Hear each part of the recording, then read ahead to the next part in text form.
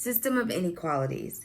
Which of the following coordinate pairs is in the solution set for the following system of inequalities? In order to work this problem, first we have to solve each equation for y, and then we can graph our solution set. So my first equation is 4x plus 3y is greater than negative 6.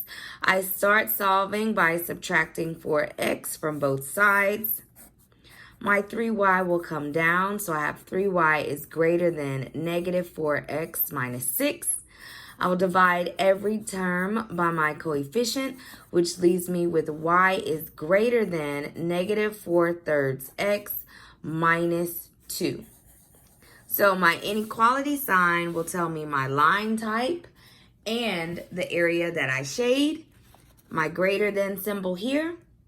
So that means I'm using a dashed or a dotted line, and I shade above. So I'm going to make those notes here. I shade above, and this is a dashed line. I will do the same for my second equation. X minus 3y is less than or equal to negative 9. Again, I start by moving my x. I bring down my negative 3y. Negative x minus 9. This time my leading coefficient is negative, so I have to flip my inequality sign. When I multiply or divide by a negative number, I have to flip my inequality sign. So now I have y is greater than or equal to 1/3 x plus 3. Again, I look for my symbol to tell me my line type and my shaded area. This is greater than or equal to. So it's a solid line, and I shade above. I'll make those notes, and then I will be ready to graph my functions.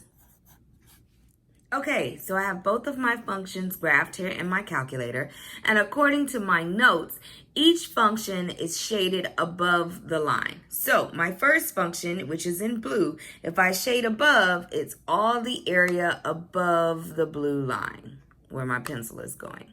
My second function, which is in red, again, we're shading above. So that would be all of the area above my red line. Where these two areas overlap is the solution set. So this is where they overlap. And I'm going to color that in with my highlighter.